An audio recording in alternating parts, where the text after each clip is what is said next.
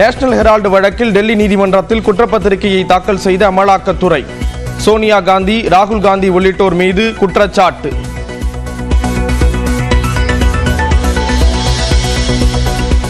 மாநில சுயாட்சி தொடர்பான பரிந்துரைகளை வழங்க ஓய்வு பெற்ற நீதிபதி குரியன் ஜோசப் தலைமையில் குழு அமைப்பு. ஜனவரி மாதத்தில் இடைக்கால அறிக்கை தாக்கல் என முதலமைச்சர் மு க ஸ்டாலின் அறிவிப்பு. உயர்நிலைக்குழு இடைக்கால அறிக்கையை ஜனவரி மாத இறுதிக்குள்ளும், இறுதி அறிக்கையை 2 ஆண்டுகளிலும் அரசுக்கு வழங்க வேண்டும் என எதிர்பார்க்கப்படுகிறது. மாநில சுயாட்சி தொடர்பாக குழு அமைத்தது தேர்தல் நேர நாடகம் என அதிமுக விமர்சனம். மாநில சுயாட்சியால் நாட்டின் வலிமை குறைந்துவிடும் என பாஜக குற்றச்சாட்டு. நெல்லையில் பென்சில் பிரச்சனையால் அரிவாள் வெட்டுக்கு உள்ளான பள்ளி மாணவனுக்கு மருத்துவமனையில் சிகிச்சை. பள்ளியில் காவல்துறையினர் மற்றும் மாவட்ட முதன்மை கல்வி அலுவலர் விசாரணை. பென்சில் பிரச்சனை என்று காவல்துறையினர் கூறுவதை ஏற்க முடியாது என மாணவனின் பெற்றோர் கருத்து. முழுமையாக விசாரிக்கப்பட்டு வருவதாக அமைச்சர் அன்பில் மகேஷ் விளக்கம்.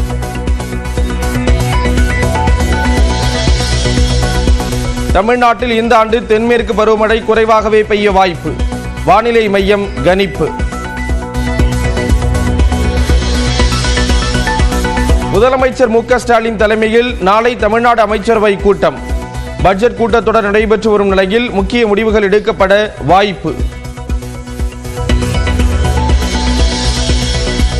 தமிழ்நாடு முழுவதும் கிரஷர் ஜல்லி உற்பத்தியாளர்கள் காலவரையற்ற வேலை நிறுத்த போராட்டம்.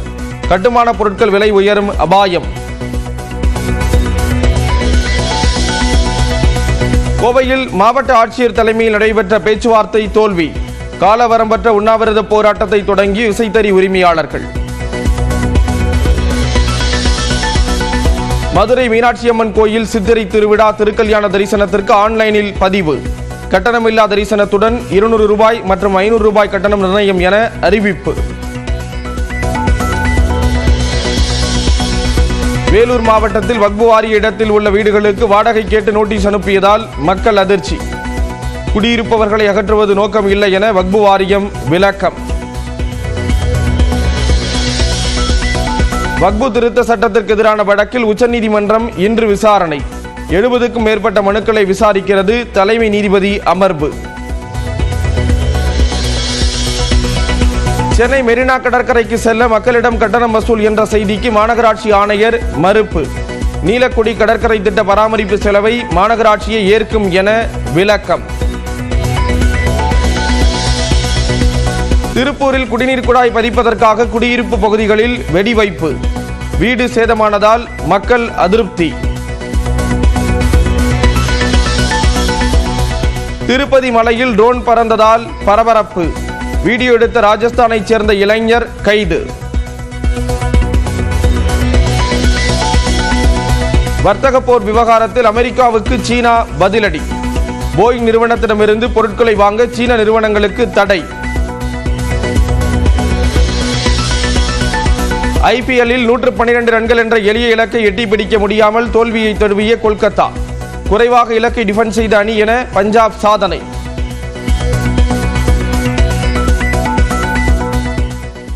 நேஷனல் ஹெரால்டு பண மோசடி வழக்கில் காங்கிரஸ் மூத்த தலைவர் சோனியா காந்தியை முதல் குற்றவாளியாக பதிவு செய்து அமலாக்கத்துறை குற்றப்பத்திரிகையை தாக்கல் செய்திருக்கிறது.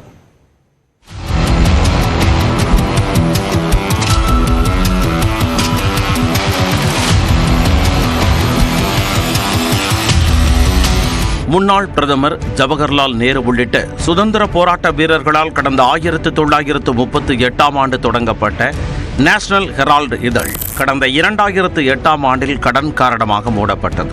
நேஷனல் ஹெரால்டு பத்திரிகையை வெளியிட்ட அசோசியேட்டட் ஜேர்னல்ஸ் லிமிடெட் நிறுவனத்திற்கு 90 கோடி ரூபாய் வரை கடன் இருந்த நிலையில் அதை காங்கிரஸ் தலைவர்கள் சோனியா காந்தி, ராகுல் காந்தி உள்ளிட்டோரை நிர்வாகிகளாக கொண்ட யங் இந்தியா நிறுவனம் கையகப்படுத்தியது. வெறும் 90 கோடி ரூபாய் கடனில் இருந்த அசோசியேட்டட் ஜேர்னல்ஸ் லிமிடெட் நிறுவனத்தின் 2000 கோடி ரூபாய் சொத்துக்களை யங் இந்தியா நிறுவனம் கையகப்படுத்தியதாகவும் அதில் பல்வேறு முறைகேடுகள் இருப்பதாகவும் கூறி டெல்லி நீதிமன்றத்தில் கடந்த 2014ஆம் ஆண்டில் பாஜக மூத்த தலைவர் சுப்பிரமணிய சுவாமி வழக்கு தொடர்ந்தார். இதையடுத்து 2021ஆம் ஆண்டு இந்த வழக்கில் சட்டவிரோத பண பரிமாற்றம் நடந்ததா என்பதை அறிய அமலாக்கத்துறை விசாரணைக்கு உத்தரவிடப்பட்டது. இது தொடர்பாக விசாரணை நடத்தி வந்த அமலாக்கத்துறை டெல்லி ரோஸ் அவென்யூ நீதிமன்றத்தில் குற்றப்பத்திரிகை தாக்கல் செய்ய உள்ளது. அதில் சோனியா காந்தியை முதல் குற்றவாளியாகவும் ராகுல் காந்தியை இரண்டாவது குற்றவாளியாகவும் குறிப்பிடப்பட்டுள்ளது. மேலும் காங்கிரசின் வெளிநாடு விவகாரங்கள் பிரிவு தலைவர் சாம் பிட்ரோடா, சுமன் துபே உள்ளிட்டோர் மீதும் அமலாக்கத்துறை குற்றம் சாட்டியுள்ளது. அசோசியேட்டட் ஜர்னல்ஸ் லிமிடெட் நிறுவனத்தின் சொத்துக்களை யங் இந்தியா நிறுவனம் கையகப்படுத்தியதில் ஏறத்தாழ 988 கோடி ரூபாய் வரை முறைகேடு நடந்ததாக குற்றப்பத்திரிகையில் தெரிவிக்கப்பட்டுள்ளது. இந்த வழக்கு டெல்லி ரோஸ் அவென்யூ நீதிமன்றத்தில் வரும் 25ஆம் தேதி விசாரணைக்கு வருகிறது. முன்னதாக கடந்த ஏப்ரல் 11ஆம் தேதி சோனியா காந்தி, ராகுல் காந்தி உள்ளிட்டோருக்கு சொந்தமான 700 கோடி ரூபாய் மதிப்பிலான சொத்துக்களை கைப்பற்ற அமலாக்கத்துறை நடவடிக்கை எடுத்தது. டெல்லி, மும்பை, லக்னோவில் உள்ள அசோசியேட்டட் ஜர்னல்ஸ் லிமிடெட் நிறுவனத்திற்கு சொந்தமான சொத்துக்களை முடக்க நோட்டீஸ் வழங்கியது. இந்நிலையில் அமலாக்கத்துறை குற்றப்பத்திரிகை தாக்கல் செய்ததற்கு காங்கிரஸ் பொதுச் செயலாளர் ஜெயராம் ரமேஷ் கண்டனம் தெரிவித்துள்ளார். இது தொடர்பாக தனது எக்ஸ் பக்கத்தில் பதிவிட்டுள்ள அவர், நேஷனல் ஹெரால்டு தொடர்பான சொத்துக்களை அமலாக்கத்துறை பறிமுதல் செய்வது சட்டவிரோத செயல் என தெரிவித்துள்ளார். மேலும் சோனியா காந்தி, ராகுல் காந்தி உள்ளிட்டோர் மீது குற்றப்பத்திரிகை தாக்கல் செய்திருப்பது பிரதமர் நரேந்திர மோடி மற்றும் உள்துறை அமைச்சர் அமித்ஷாவின் திட்டமிட்ட பழிவாங்கும் செயல் என ஜெயராம் ரமேஷ் விமர்சித்துள்ளார். மேலும் மற்றொரு காங்கிரஸ் பொதுச் செயலாளர் KC வேணுகோபால் குற்றப்பத்திரிகையை கண்டித்து நாடு முழுவதும் உள்ள அமலாக்கத்துறை அலுவலகங்கள் முன்பு இன்று காங்கிரஸ் சார்பில் போராட்டம் நடத்தப்படும் என அறிவித்துள்ளார்.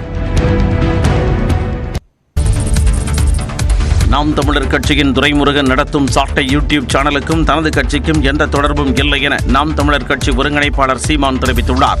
நாம் தமிழர் கட்சியின் கொள்கை பரப்பு செயலாளராக இருக்கும் துரைமுருகன் யூடியூப் சேனலை நடத்தி வருகிறார். இதில் பல்வேறு விவகாரங்கள் குறித்து பேசி வரும் துரைமுருகன் சமீபத்தில் சில கட்சி தலைவர்களை விமர்சித்தும் கூட்டணி குறித்தும் பேசியதில் சீமானுக்கு உடன்பாடு இல்லாததால் இருவருக்கும் இடையே புகைச்சல் ஏற்பட்டதாக கூறப்படுகிறது.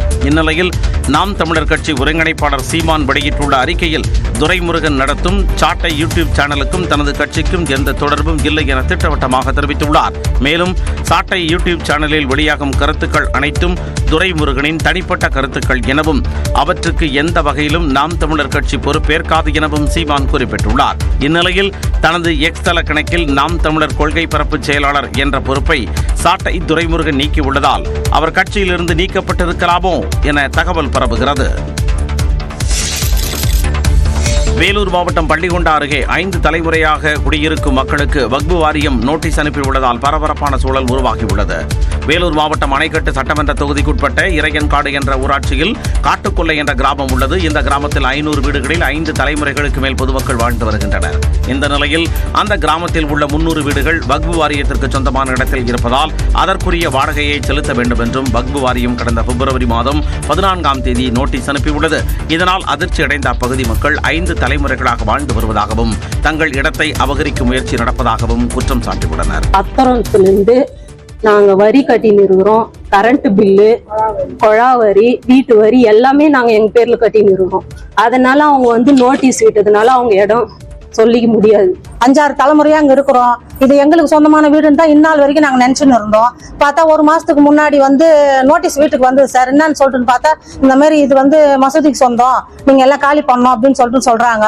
அன்னில இருந்து எங்களுக்கு ஒன்னும் சாப்பிட முடியல, தூங்க முடியல, என்ன பண்றதுன்னு தெரியல எங்களுக்கு நிஜமாவே.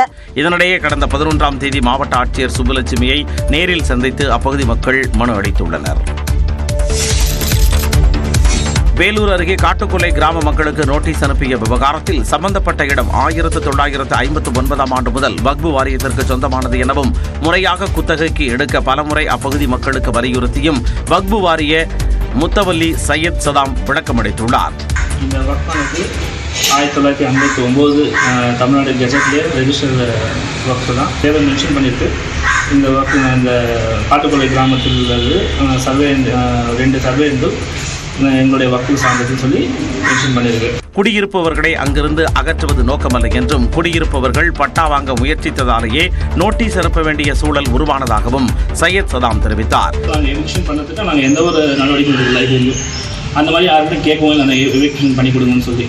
ஸோ வாடகை கட்டுங்க, நீங்கள் வாங்கிட்டு வாங்கன்னு கேட்டோம். இந்த சம்பவம் இரு சமுதாய மக்களுக்கு இடையே பிரச்சனையை ஏற்படுத்தி உள்ளதால் தமிழ்நாடு அரசு உடனடியாக தலையிட்டு சுமூக தீர்வு எட்ட வேண்டும் என்பதே சமூக ஆர்வலர்களின் கோரிக்கையாக உள்ளது. வக்பு வாரிய திருத்த சட்டத்திற்கு எதிராக தாக்கல் செய்யப்பட்ட மனுக்கள் உச்சநீதிமன்றத்தில் இன்று விசாரணைக்கு வருகின்றன. எதிர்க்கட்சிகளின் கடும் எதிர்ப்புக்கு மத்தியில் நாடாளுமன்றத்தின் இரு அவைகளிலும் வக்பு சட்ட திருத்த மசோதா நிறைவேற்றப்பட்டது. இதற்கு குடியரசுத் தலைவர் ஒப்புதல் அளித்த நிலையில் சட்டமாக அமலுக்கு வந்தது. இந்நிலையில் வக்பு வாரிய திருத்த சட்டத்திற்கு எதிராக உச்சநீதிமன்றத்தில் திமுக, காங்கிரஸ், தமிழக வெற்றிக் கழகம், இந்திய communist, Marxist communist, Trinamool Congress, இந்திய யூனியன் முஸ்லீம் லீக், விடுதலை சிறுத்தைகள், சமாஜ்வாதி உள்ளிட்ட கட்சிகள் மனு தாக்கல் செய்தன. இதேபோல இஸ்லாமிய அமைப்புகள், தனிநபர்கள் சார்பில் மனுக்கள் தாக்கல் செய்யப்பட்டுள்ளன. ஒட்டுமொத்தமாக 70க்கும் மேற்பட்ட மனுக்கள் தாக்கல் செய்யப்பட்ட நிலையில் இவை அனைத்தும் தலைமை நீதிபதி சஞ்சீவ் கண்ணா, நீதிபதிகள் சஞ்சய் குமார், KV விஸ்வநாதன் அமர்வில் இன்று விசாரணைக்கு வருகிறது. இதனிடையே வக்பு திருத்த சட்டத்தின் முக்கியத்துவத்தை எடுத்துரைக்கும் வகையில் ஹரியானா, மகாராஷ்டிரா, ராஜஸ்தான், மத்திய பிரதேசம், சத்தீஸ்கர், அசாம் ஆகிய பாஜக ஆளும் 6 மாநில அரசுகள் சார்பில் இடையீட்டு மனுக்கள் தாக்கல் செய்யப்பட்டுள்ளன. மேலும் தங்களது கருத்துக்களையும் கேட்க வேண்டும் என வலியுறுத்தி மத்திய அரசு சார்பில் கேவியட் மனுவும் தாக்கல் செய்யப்பட்டுள்ளன. இவை அனைத்தையும் நீதிபதிகள் விசாரணைக்கு எடுத்துக் கொள்ள உள்ளனர்.